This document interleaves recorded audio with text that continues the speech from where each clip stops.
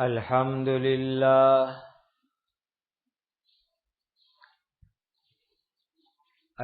لله نحمده ونستعينه ونستغفره ونؤمن به ونتوكل عليه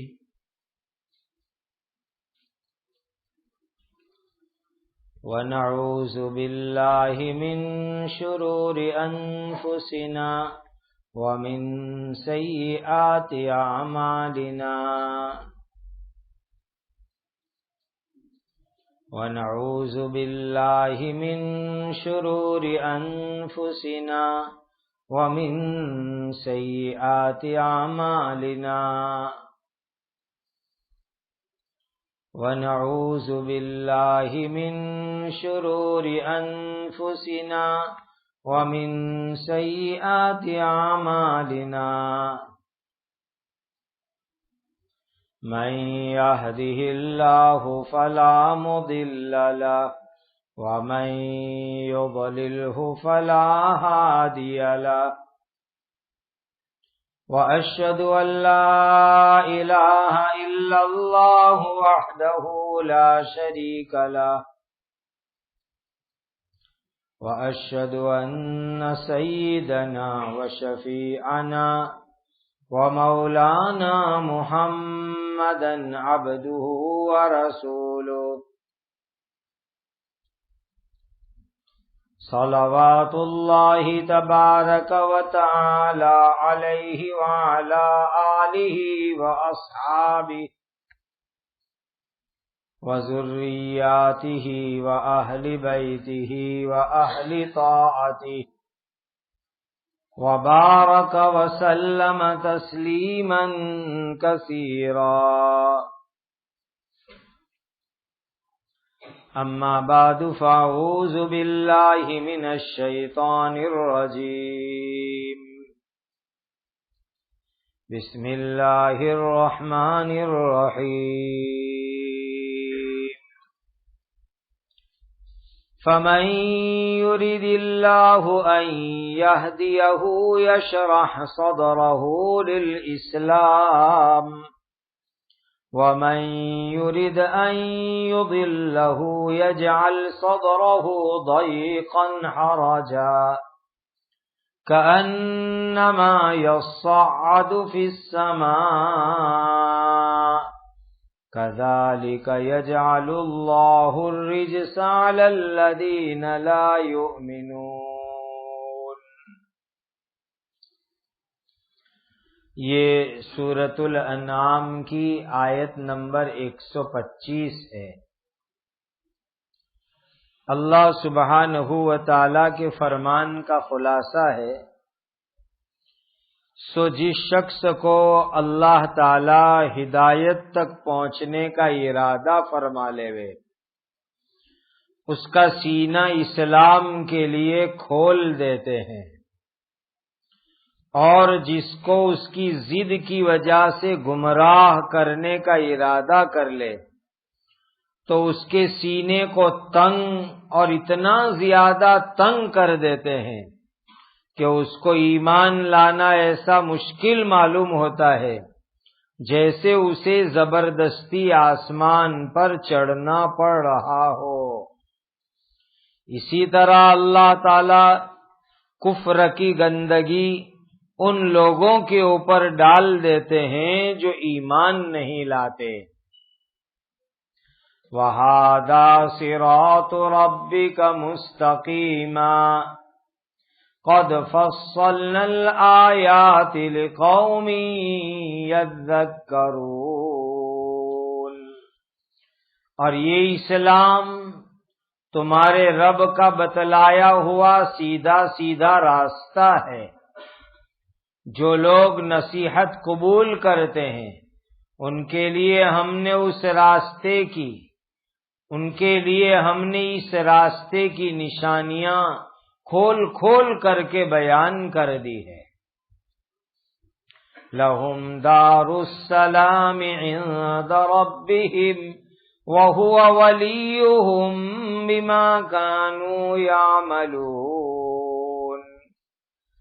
ان کے رب کے پاس سلامتی کا گھر، سکھ چین کا گھر ایسے ہی لوگوں کے لیے ہیں، اور جو عمل کرتے رہے ہیں ان کی وجہ سے وہ خود ان کی حفاظت کرتے ہیں۔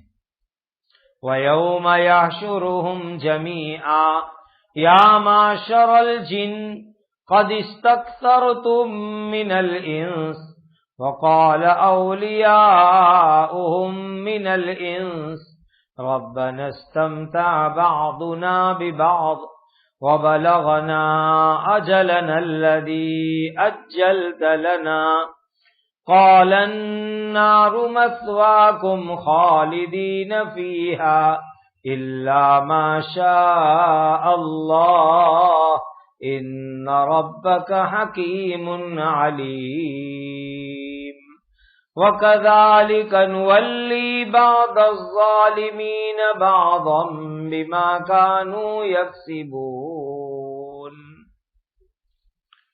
اور اس قیامت کے دن کا دھیان رکھو جس دن اللہ تعالیٰ ان سب کو گھیر کر اکٹھا کر دیں گے، اور شیاطین جنات سے کہے گا، اے جناتوں کی جماعت، تم نے انسانوں کو بہت بڑھ چڑھ کے گمراہ کیا، اور انسانوں میں سے جو ان کے دوست ہوں گے وہ کہیں گے، اے ہمارے رب، ہم ایک دوسرے سے خوب مزے لیتے رہے اور اب ہم اس وقت کو پہنچ گئے ہیں جو آپ نے ہمارے لیے مقرر کر دیا تھا۔ اللہ تعالیٰ فرمائیں گے، اب جہنم کی آگ تم سب کا ٹھکانہ ہے جس میں تم ہمیشہ رہو گے، الا یہ کہ اللہ تعالیٰ کچھ اور چاہے۔ یقین رکھو تمہارے رب کی حکمت بھی کامل ہے اور اللہ کا علم بھی کامل ہے۔ اور اسی طرح ہم ظالموں کو ان کے کمائے ہوئے اعمال کی وجہ سے ایک دوسرے کے اوپر مسلط کر دیتے ہیں۔ یا معشر الجن والانس الم یاتکم رسل منکم یقصون علیکم آیاتی وینذرونکم لقاء یومکم ھذا قالوا شہدنا علی انفسنا وغرتهم الحیاۃ الدنیا وشہدوا علی انفسهم انہم کانوا کافرین۔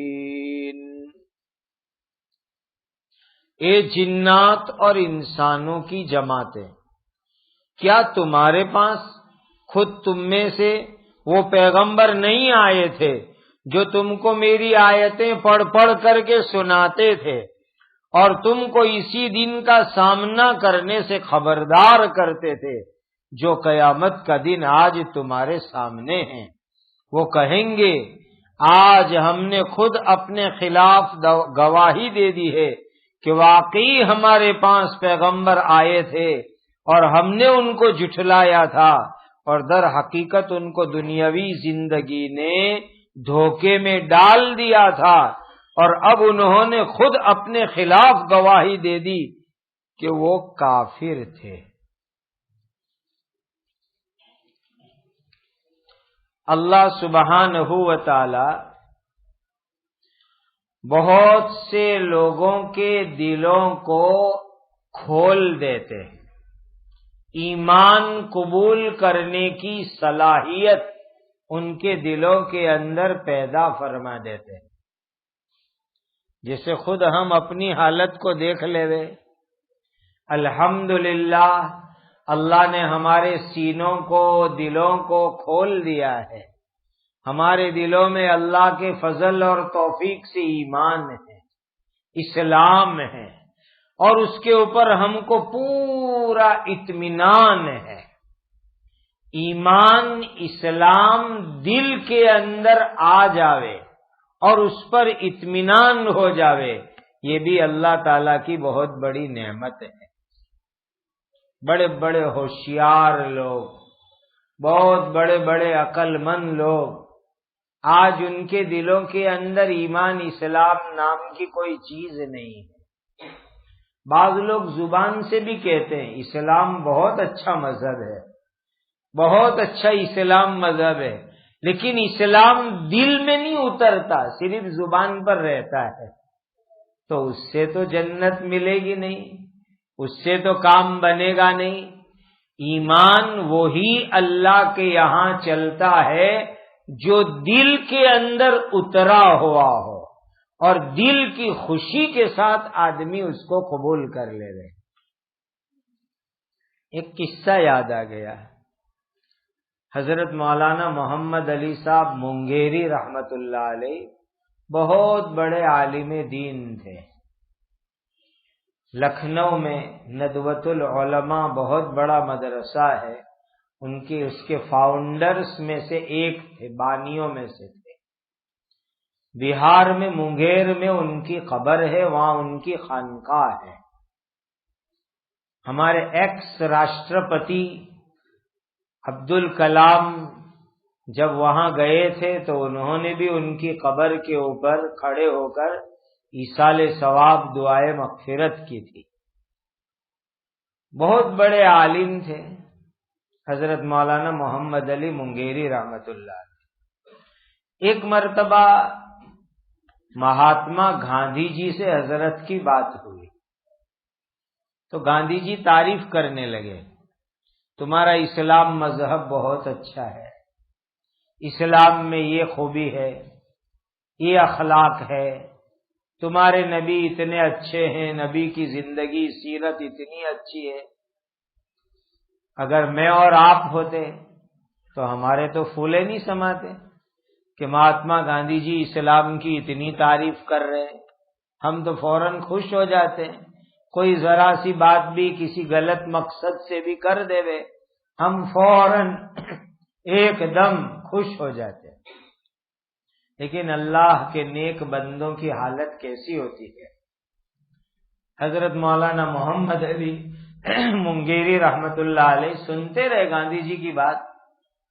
جب گاندھی جی تمام بات کر چکے، اسلام بہت اچھا، اخلاق بہت اچھے، تو حضرت نے آخر میں پوچھا کہ حضرت گاندھی جی اسلام میں کوئی برائی بھی ہوگی، کوئی کمی بھی ہوگی، اسلام میں کوئی عیب بھی ہوگا؟ کہ نہیں، اسلام میں کوئی برائی نہیں، بہت اچھا مذہب، کوئی کمی نہیں، بہت اچھا مذہب ہے۔ تو حضرت مولانا محمد علی مونگیری رحمت اللہ علیہ نے پوچھا گاندھی جی اسلام کی وہ برائی بتاؤ جس برائی کو سامنے رکھ کر آپ اسلام قبول نہیں کر رہے ہو، وہ برائی بتاؤ۔ تو وہ خاموش ہو گئے، چپ ہو گئے، آگے کوئی جواب ہی نہیں بن پایا۔ یہ ہے ایمان اور اسلام کی خوبی کی بات کہ حقیقت یہ ہے کہ ایمان اسلام میں کوئی کمی نہیں ہے، لیکن دل کے اندر جو اتر جاوے اور دل اس کو اندر سے مان لیوے، یہ ہے حقیقت کے اندر ایمان اور اسلام۔ اور یہ اللہ سبحانہ و تعالی جس کو نوازنا چاہتے ہیں، جس کو دینا چاہتے ہیں، اسی کے دل کو، سینے کو اسلام ایمان کی نعمت کے لیے کھول دیتے ہیں اور اس کے اندر ایمان اسلام اللہ تعالیٰ سمو دیتے ہیں۔ آج ہمارے سینوں کے اندر، دلوں میں جو ایمان ہے، اس پر اطمینان ہے، اس پر یقین ہے، یہ اللہ کی بہت بڑی نعمت اور اللہ کا انعام ہے۔ باقی جن لوگوں کو اللہ گمراہ کرنا چاہتے ہیں ان کے سینے کو اللہ تنگ بنا دیتے ہیں۔ جو ضدی لوگ ہوتے ہیں، ہٹ دھرم ہوتے ہیں، جو ماننے کے لیے تیار نہیں ہوتے، ان کے سینے کو اللہ تنگ بنا دیتے ہیں، اتنا تنگ کہ ان کو ایمان قبول کرنا ایسا لگتا ہے جیسا کہ زبردستی آسمان پہ چڑھنا پڑتا ہو۔ ایک تو آسمان پہ چڑھنا امپاسبل، ہو ہی نہیں سکتا، اور دوسرا کوئی زبردستی کسی کو آسمان پہ چڑھاوے تو کتنی تکلیف ہوتی ہے۔ کہا جیسے ضدی لوگ ہوتے ان کے لیے ایمان قبول کرنا اتنا مشکل ہو جاتا ہے جیسا کہ آسمان کے اوپر چڑھنا مشکل ہوتا ہے۔ کذالک یجعل اللہ الرجس علی الذین لا یؤمنون۔ رجس کا ایک معنی ہے عذاب، ایک معنی ہے شیطان۔ جو ایمان نہیں لاتے اللہ تعالی ان کے اوپر کفر کی گندگی، شیطانیت ان کے اوپر اللہ تعالی لگا دیتے ہیں، اور پھر وہ شیطان ان کو گمراہ کرتا رہتا ہے، بھٹکاتا رہتا ہے، ان کو ہدایت کے راستے پر آنے ہی نہیں دیتا۔ تو یہ شیطان جب کسی کے اوپر اللہ تعالی مسلط کر دیتے ہیں، اللہ تعالیٰ کسی کے اوپر شیطان کو پیچھے لگا دیتے تو وہ ان کو بھٹکاتا ہے، گمراہ کرتا ہے، غلط لائن پہ لگا دیتا ہے، ہدایت کی طرف آنے ہی نہیں دیتا ہے، اور بالآخر ایمان نہ لانے کا عذاب ان کے اوپر اللہ تعالیٰ ڈال دیتے ہیں۔ اسلام یہ سیدھا راستہ ہے، اور جو لوگ اسلام کو قبول کریں گے اللہ تعالیٰ ان کو جنت کا راستہ بتائیں گے، جنت میں گھر عطا فرمائیں گے، اور اللہ ان کی دنیا آخرت کے اندر مدد کریں گے۔ دیکھو بہت سارے شیطان ہیں، بہت سارے کافر جن ہیں، وہ انسانوں کو اپنے قابو میں کرتے ہیں۔ آپ نے ایسا سنا ہوگا فلاں عامل کے پاس جنات تابع ہے، تو یہ کم ہوتا ہے۔ اور شیطان، ابلیس، شرارت کرنے والے جن یہ انسانوں کو اپنے قابو میں کرتے ہیں، یہ بہت زیادہ ہے۔ بہت سارے شیطان، بہت سارے شرارت کرنے والے جن انسانوں کو اپنے قابو میں کرتے ہیں، اور اپنے قابو کے اندر کر کے ان سے غلط کام کرواتے ہیں، ان سے اللہ کی نافرمانی کے کام کرواتے ہیں، اور ان کو گمراہی کے غلط راستے پر لے جاتے ہیں۔ اب یہ انسان کسی شیطان کے چکر میں آ گیا، کسی ابلیس کے چکر میں آ گیا، اور گمراہی کے راستے پر چلا گیا، اور اس کے نتیجے کے اندر اس کو اللہ کے یہاں عذاب بھگتنا پڑا،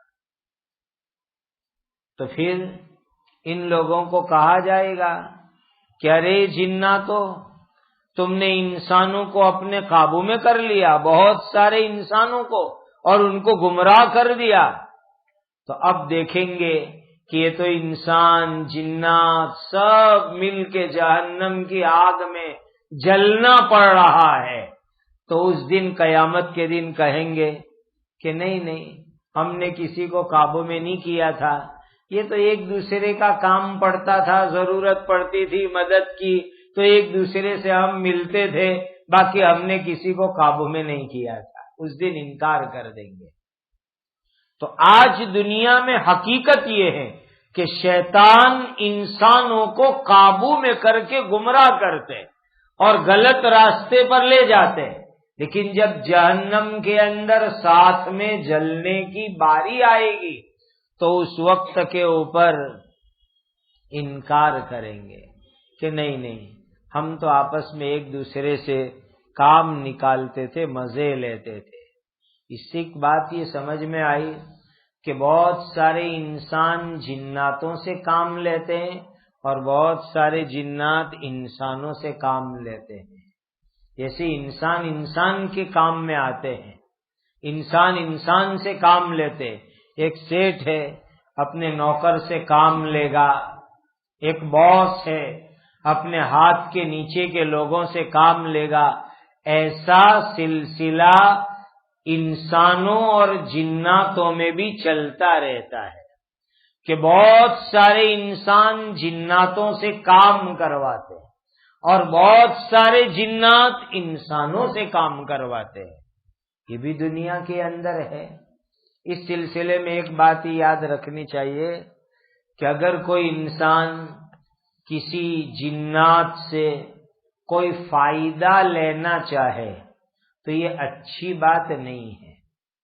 ان کو کہوے کہ جاؤ ہمارے لیے 1,00,000 روپے کہیں سے لے آؤ، اب وہ اللہ جانے کہاں سے لے آوے، کہیں سے چوری کر کے لے آوے، کسی کے یہاں سے اٹھا کر کے لے آوے، ہمارے لیے فلانی چیز لے کر کے آؤ، اب پتہ نہیں وہ کسی دکان میں جا کر بغیر قیمت دیے ہوئے لے آوے۔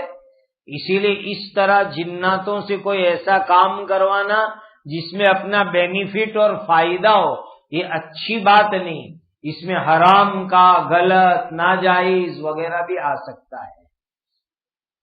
ہاں اگر کوئی نقصان ہوتا ہو، کوئی بلا مصیبت آتی ہو، اس کو دور کرنے کے لیے اگر تم ان سے مدد لو تو اس کا جو ہے شریعت کی حد میں رہ کر یہ جائز کام ہے۔ جیسے تم کو کوئی دشمن پریشان کرتا ہے بلا وجہ، تو آپ نے جو ہے اس سلسلے کے اندر شریعت کی حد میں رہ کر کسی جنات کو کام میں لگا دیا کہ دیکھو یہ مجھے پریشان کرتا ہے، بلا وجہ ظلم کرتا ہے، ذرا آپ اس کو ہٹاؤ اس کے ظلم کو۔ تو ایسی کوئی مجبوری کی کوئی شکل ہو اور اس میں شریعت کی حد میں رہ کر ان سے کوئی مدد لے نقصان کو دور کرنے کے لیے، وہ جائز ہے۔ جیسے بعض مرتبہ بعض جادو ایسا ہوتا ہے کہ جادو کروانے والوں نے ناپاک جنات کی مدد لے کر جادو کروایا، خبیث شیطان کی مدد لے کر کے جادو کروایا۔ اس کو عامل لوگ، تعویذ کرنے والے لوگ آسیبی سحر کہتے ہیں۔ آسیبی سحر کا مطلب یہ ہوتا ہے کہ یہ جادو کرنے کے اندر کسی جن کی مدد لی گئی، کسی شیطان، کسی خبیث، کسی شریر جن کی مدد لے کر یہ جادو کیا گیا۔ اب وہ جادو کاٹنا ہے تو کیسے کاٹو گے؟ اس کے لیے کسی جن کی مدد لینی پڑے گی۔ اس کو کہتے ہیں نقصان کو دور کرنا۔ تو اس کے اندر شریعت کی حد میں رہ کر کے ان کو کہے اور ان کے ذریعے سے ایسا کام کرواوے تو اس کی جو ہے شریعت میں اجازت ہے۔ باقی محض اپنے فائدے کے لیے ان سے اس طرح کے کام نکلوانا یہ بالکل مناسب نہیں ہے، صحیح نہیں ہے۔ اللہ تعالیٰ اس آیت میں فرماتے ہیں کہ آج دنیا کے اندر جن جناتوں نے انسانوں کو، جن ابلیس شیطان نے انسانوں کو گمراہ کیا اور انسان ان کی بات مان کے گمراہ ہو گئے، تو قیامت کے دن اللہ تعالیٰ فرمائیں گے تم سب کا ٹھکانہ جہنم ہے، تم جاؤ جہنم کے اندر اور ہمیشہ تم کو جہنم میں رہنا ہے، الا ماشاء اللہ، مگر اللہ جتنا چاہے۔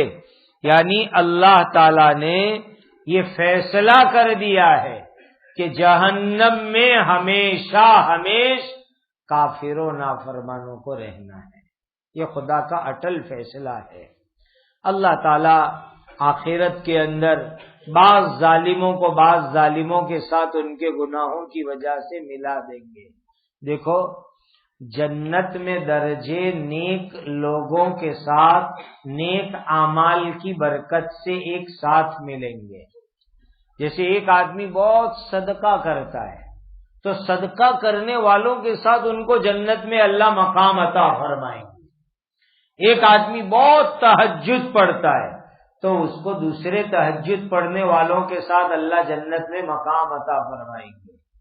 اچھے اعمال میں اچھے لوگوں کے ساتھ جنت میں مکان۔ تو یہی حال ہے، جیسے گناہ ایسے گناہ کرنے والوں کے ساتھ جہنم کے اندر رکھا جائے گا۔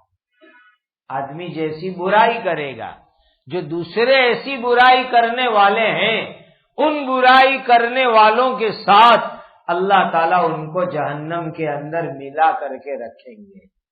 اس کے بعد اللہ سبحانہ و تعالیٰ نے یہ بات ارشاد فرمائی، اے جنات اور انسان کی جماعت، ہم نے تمہارے لیے تمہارے اندر سے پیغمبر بھیجے۔ دیکھو یہ بات طے ہے کہ حضرت آدم علیہ السلام سے لے کر سیدنا محمد الرسول اللہ صلی اللہ علیہ وسلم تک جتنے بھی پیغمبر آئے وہ تمام کے تمام پیغمبر انسان تھے اور مرد تھے۔ اللہ تعالی نے اس زمانے میں کسی جن کو نبی نہیں بنایا۔ نبی ہونے کی نعمت حضرت آدم علیہ السلام سے لے کر حضرت محمد الرسول اللہ صلی اللہ علیہ وسلم تک اللہ تعالیٰ نے جو ہے انسانوں کو یہ نعمت عطا فرمائی۔ اللہ فرماتے ہیں کہ میرے رسول تمہارے پاس آ کر کے میری آیتیں تم کو سناتے تھے، قیامت کے دن سے تم کو ڈراتے تھے، اے لوگو اللہ کی نافرمانی مت کرو ورنہ قیامت کے دن عذاب بھگتنا ہے۔ اور تم لوگ اس بات کا اقرار بھی کرتے تھے اور اپنے خلاف آج تم نے گواہی دے دی کہ اللہ ہمارے پاس واقعتاً پیغمبر آئے تھے، لیکن دنیا کی زندگی نے ہم کو دھوکے میں ڈال دیا تھا اور اس کی وجہ سے ہم نافرمانی کرتے تھے۔ اسی لیے بھائیو، اس دنیا کی فانی زندگی کے دھوکے میں پڑنا نہیں چاہیے۔ اللہ کے نبیوں نے جو باتیں ہم لوگوں کو پہنچائی ان باتوں کے اوپر ہم کو عمل کرنا چاہیے۔ یہ دو مخلوق ہے، ایک مخلوق ہے جنات اور دوسری مخلوق ہے انسان۔ ان دونوں مخلوقوں کو اللہ تعالی نے یہ ذمہ داری عطا فرمائی کہ رسولوں کی باتوں کے اوپر وہ عمل کرے۔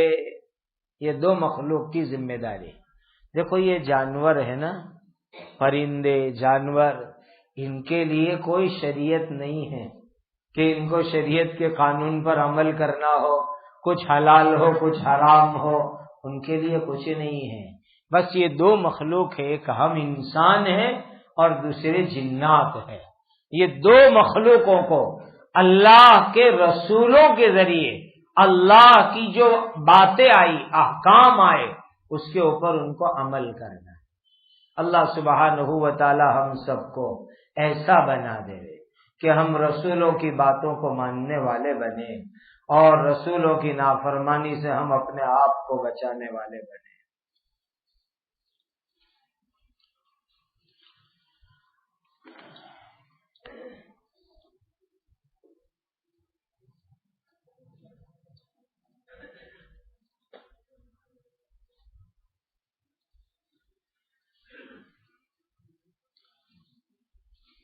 عدت کے بارے میں یہ کسی نے مسئلہ پوچھا ہے۔ دیکھو عدت کے اندر پردہ کرنے کے بارے میں ایک قانونی بات یہ سمجھ لو کہ بغیر عدت کے جن لوگوں سے پردہ کرنا ضروری، عدت کے دنوں میں بھی ان لوگوں سے پردہ کرنا ضروری، اور جن لوگوں سے بغیر عدت کے پردہ نہیں ہے، عدت میں ان سے پردہ نہیں ہے۔ عدت میں کوئی اسپیشل الگ سے قانون نہیں ہے شریعت کا کہ بغیر عدت کے ان سے پردہ ہے، عدت میں پردہ نہیں ہے، بغیر عدت کے پردہ نہیں ہے، عدت میں پردہ، ایسا کوئی مسئلہ شریعت میں نہیں ہے۔ اب انہوں نے سوال پوچھا ہے کہ میرے مرحوم شوہر کے بھائی، تو مرحوم شوہر کے بھائی سے شوہر کی زندگی میں بھی پردہ ضروری ہے، اسی لیے عدت کے زمانے میں بھی پردہ ضروری ہے۔ مرحوم شوہر کی بہن سے شوہر کی زندگی میں پردہ نہیں ہے تو عدت کے دنوں میں بھی پردہ نہیں ہے۔ شوہر کے بچوں کے بعد مرحوم شوہر کے بھائی کے بچے، تو ان کے لیے یہ چچی ہو گئے، تو اگر بچے وہ بالغ ہے اور عورتوں کی سطر کی لائن کی چیزوں کی سمجھنے کی عمر کو پہنچ گئے، تو اگر شوہر زندہ ہوتا تو بھی چچی کے لیے بھتیجے محرم نہیں ہے، ان سے پردہ کرنا ہوتا تھا، تو عدت کے دنوں میں بھی ان سے پردہ کرے۔ رہا اپنا داماد، تو داماد کے ساتھ شوہر کی زندگی کے اندر داماد کے لیے پردہ نہیں ہے، تو عدت کے دنوں کے اندر بھی پردہ نہیں ہے۔ ہاں، اگر کوئی ساس بالکل جوان جیسی ہو، شہوت کے قابل ہو اور خطرہ ہو کسی غلط چیز کے سامنے آ جانے کا، تو پھر ایسے ساس سے اگر داماد احتیاط کر کے رہے اسی میں خیر ہے، ورنہ بڑے فتنوں کا خطرہ ہے۔ اسی لیے ایک قانونی بات اچھی طرح سمجھ لو کہ عدت میں پردے کے اسپیشل کوئی الگ مسئلے نہیں ہیں۔ جو عام دنوں کے مسئلے وہ عدت کے مسئلے۔ لوگ بیچاری بیوہ عورتوں پر عدت کے دنوں میں ایک ظلم ڈالتے ہیں، خامخواہ اس کو اعتکاف جیسا ہو، چار چادر باندھ کے اندر گوندھ کے رکھتے ہیں۔ یہ سب تکلف کرنے کی کوئی ضرورت نہیں۔ بعض لوگ تو کہتے ہیں آسمان بھی نہیں دیکھنے کا عدت کے دنوں کے، یہ سب مسئلے اللہ جانے کہاں سے لاتے، اور کہا یہ نہیں وہ نہیں، یہ سب پابندیاں بغیر کام کی۔ تو دونوں مسئلے برابر برابر ہے، بس کچھ اور چیزیں ہیں کہ بھئی عدت کے دنوں کے اندر وہ جس طریقے سے ایک شوہر والی عورت بناؤ سنگار کے ساتھ اپنے شوہر کے لیے، ان چیزوں سے تھوڑا احتیاط کرنا ہے، اس سے اپنے آپ کو بچانا ہے۔ باقی پردے کے مسئلے میں کوئی فرق نہیں ہے۔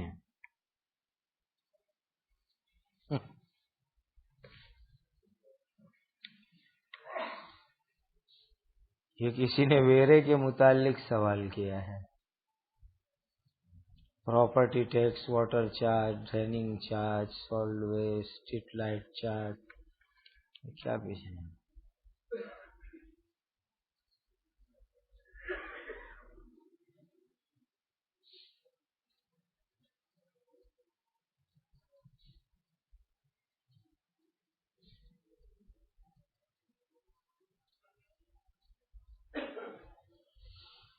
یہ ویروں کے متعلق سوال ہے، لیکن اس میں بات لکھنے میں کچھ ادھوری ہے، وہ کچھ ڈیٹیل میں لکھ کر کے دو، پھر اس پر جواب دیں گے۔ درود شریف پڑھ لو۔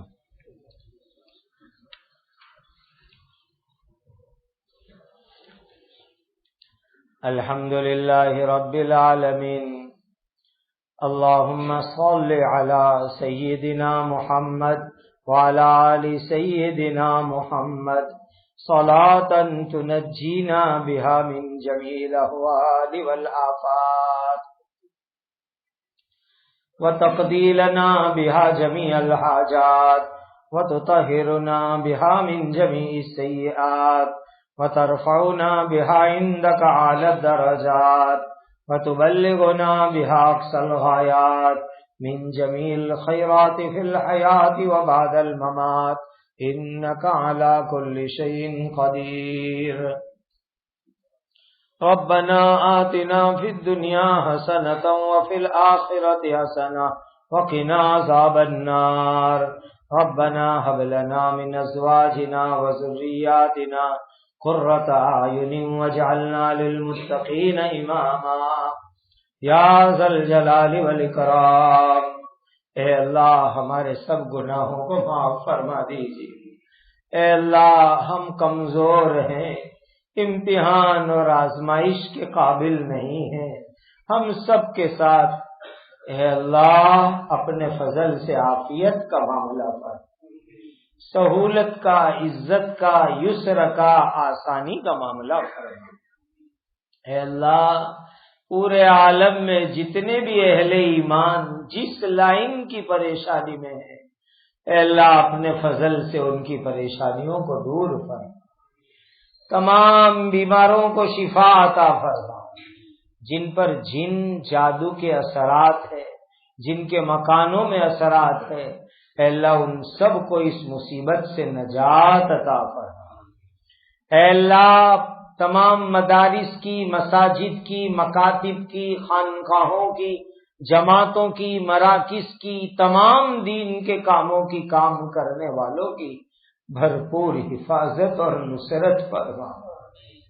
اے اللہ جو لوگ سیلاب اور بارش کی کثرت کی وجہ سے پریشان ہیں ان کے لیے عافیت اور راحت کا معاملہ فرما، اور جہاں بارش کی ضرورت ہے اللہ ان کی بارش والی ضرورت کو خزانے غیب سے پورا فرما، جن پر قرض ہے اللہ ان کے قرضے ادا کروا دے، اے اللہ فتنوں سے اور ان کے فتنوں سے ہماری حفاظت فرما، ہر طرح کے دشمنوں، حاسدوں، مخالفوں، فتنوں، شریروں، جنی انسی شریروں سے اللہ ہم سب کی حفاظت فرما۔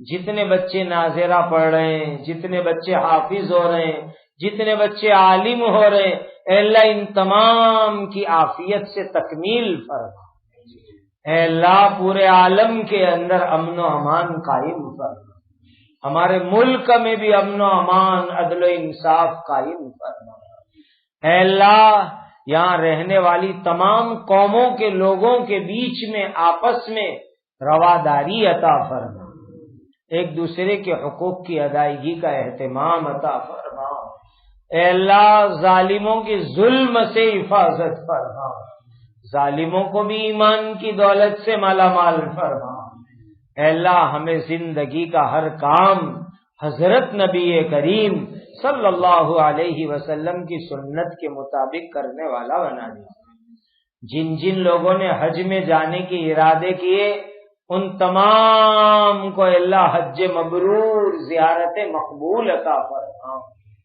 اے اللہ جو حج میں جانا چاہتے ہیں ان سب کے لیے آسانیاں فرما، اے اللہ ہم سب کی عمر میں، علم میں، عزت میں، تقوی میں، اخلاص میں، حلال روزی میں برکت عطا فرما، اے اللہ آپ ہم سے راضی ہو جاؤ، ہمیں ذکر شکر کی کثرت عطا فرماؤ، ہماری جائز مرادوں اور تمناؤں کو پورا فرماؤ، آپ کے بہت سے بندے اور بندیوں نے مختلف مقاصد کے لیے دعاؤں کے لیے کہا، ان تمام کے جائز مقاصد پورے فرماؤ، حضرت نبی کریم صلی اللہ علیہ وسلم نے جتنی خیر مانگی بتلائی ہمیں اور پوری امت کو عطا فرما، حضرت نبی کریم صلی اللہ علیہ وسلم نے جن شرور سے پناہ چاہی اے اللہ ہماری اور پوری امت کی حفاظت فرما، آمین آمین آمین یا رب العالمین، وصلی اللہ وسلم علی سیدنا مولانا محمد